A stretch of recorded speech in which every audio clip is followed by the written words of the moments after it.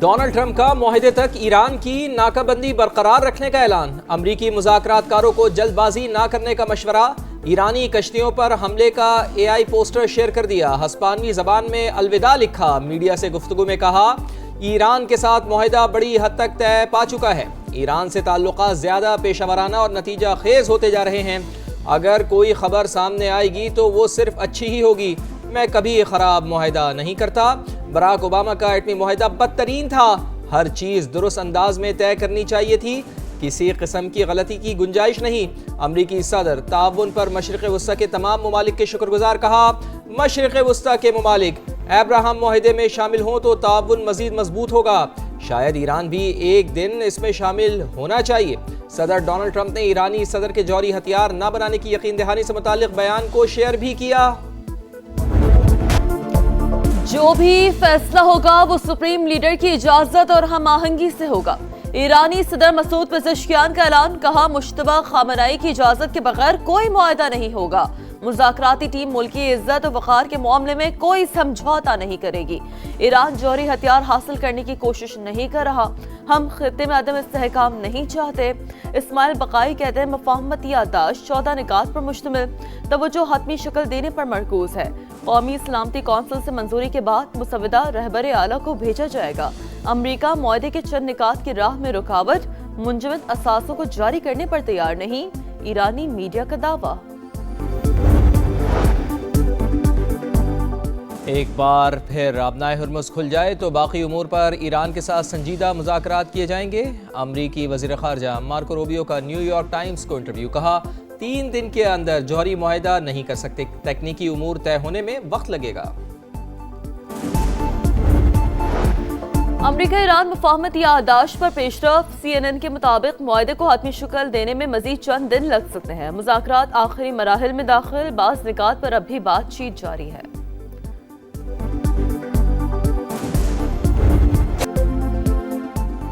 آبنائے ہرمز کھولنے اور ناکہ بندی ختم کرنے پر اتفاق، ٹرانزٹ فیس نہیں لی جائے گی، تمام محاذوں پر جنگ بندی ہوگی، نیو یارک ٹائمز معاہدے کی تفصیلات منظر عام پر لے آیا، لکھا معاہدے کے تحت ایران کے $25 ارب کے منجمد غیر ملکی اثاثے جاری کیے جائیں گے، ایکزیوس کے مطابق فریقین 60 روزہ جنگ بندی اور آبنائے ہرمز کھولنے پر متفق، ایران پر بعض پابندیوں میں نرمی کی جائے گی، ایرانی بندرگاہوں کا محاصرہ ختم کیا جائے گا، ایرانی نیوز ایجنسی کے مطابق مفاہمتی مسودے میں ایران پر دوبارہ حملہ نہ کرنے کی شرط شامل،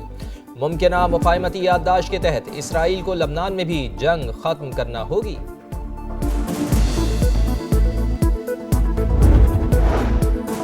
ایران امریکہ معاہدے کے امکانات، عالمی منڈی میں خام تیل کی قیمتوں میں 5% سے زائد کمی، برطانوی کروڈ آئل $98.34، امریکی کروڈ آئل $91.36 فی بیرل کا ہو گیا۔ Pakistan is looking for expertise, experience, investments, not loans, not aid. 4 areas provides a great opportunity. Come to Pakistan, bring your plant and machinery and have joint ventures with Pakistani entrepreneurs. You will be offered a red carpet treatment. قرض نہیں، مہارت اور سرمایہ کاری چاہیے، پاکستان آئیں، 1 window operation اور red carpet treatment ملے گا، وزیر اعظم میاں شہباز شریف کی چینی کمپنیز کو سرمایہ کاری کی دعوت، ITE، اکنامک زونز اور مائنز اینڈ ملرز میں سرمایہ کاری کی پیشکش، چین کے ساتھ زرعی تجارت $10 ارب سالانہ تک لے جانے کا عزم، پاک چین انویسٹمنٹ کانفرنس سے خطاب میں MOUs کو تیزی سے معاہدوں میں بدلنے پر زور، دونوں ممالک کے درمیان $7 ارب سے زائد کے معاہدوں اور مفاہمتی یادداشتوں پر دستخط، وزیر اعظم میاں شہباز شریف ہانگلو سے بیجنگ پہنچ گئے، چینی صدر وزیر اعظم سمیت اعلیٰ چینی حکام سے ملاقاتیں کریں گے۔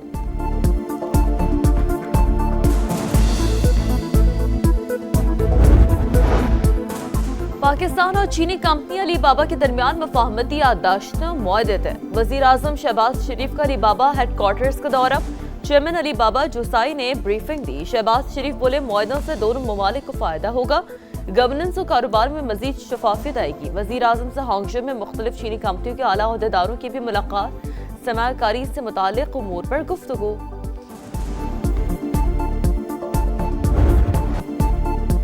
بلوچستان کے امن پر شر پسندوں کا وار، کوئٹہ میں چمن پھاٹک کے قریب دھماکہ، ایف سی کے 3 جوانوں سمیت 14 شہری شہید، 20 زخمی، شہداء میں خواتین، بچے اور فرنٹیئر کور کے 3 اہلکار شامل، ایک ہی خاندان کے 4 افراد بھی جاں بحق۔ معصوم بلوچ عوام ایک بار پھر فتنہ ہندوستان کی دہشت گردی کا نشانہ، خودکش دھماکے سے رہائشی آبادی شدید متاثر، گھروں اور پارکنگ میں کھڑی گاڑیوں کو نقصان پہنچا، دھماکے کی جگہ سے شواہد جمع، فورنزک تحقیقات شروع۔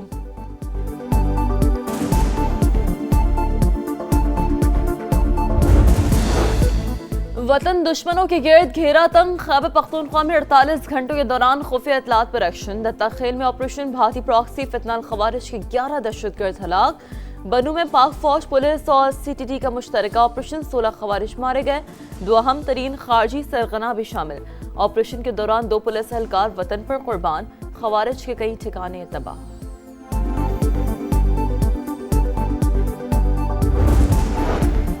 گوادر یونیورسٹی کا لاپتہ عملہ بازیاب، vice chancellor, pro vice chancellor, lecturer اور ڈرائیور کو حکام نے مستوم کے علاقے کرتگاب سے بازیاب کرا لیا، عملے کو 13 مئی کو نامعلوم افراد نے اغوا کیا تھا۔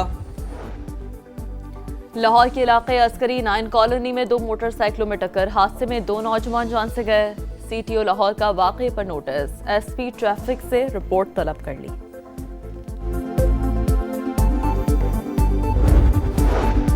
گوجرا کے علاقے سمندری روڈ پر رکشہ اور 2 موٹر سائیکلوں میں خوفناک تصادم، حادثے میں 2 افراد جاں بحق، 3 شدید زخمی ہو گئے، لاشیں اور زخمی اسپتال منتقل۔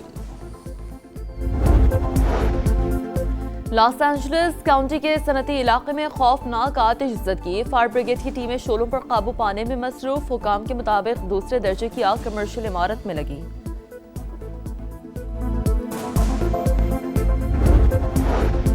لبنانی حکومت کے چند عناصر چاہتے ہیں کہ ہم ہتھیار ڈال دیں، ہم اس کے لیے تیار نہیں، حزب اللہ کے سربراہ نعیم قاسم کا بیان، کہا ہم نے ہتھیار ڈالے تو اسرائیل آ کر ہمیں قتل کر کے قبضہ کر لے گا، لبنانی حکومت صہیونی پروجیکٹ میں سہولت کار نہ بنے۔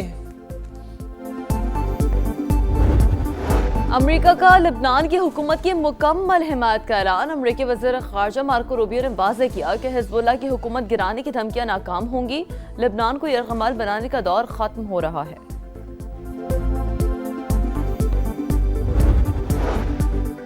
غزہ سمود فلوٹیلا کے شرکاء کے ساتھ اسرائیلی وزیر بن گوئر کا رویہ ہولناک، توہین آمیز اور ناقابل قبول تھا، 8 عرب اور اسلامی ممالک کا مشترکہ بیان جاری،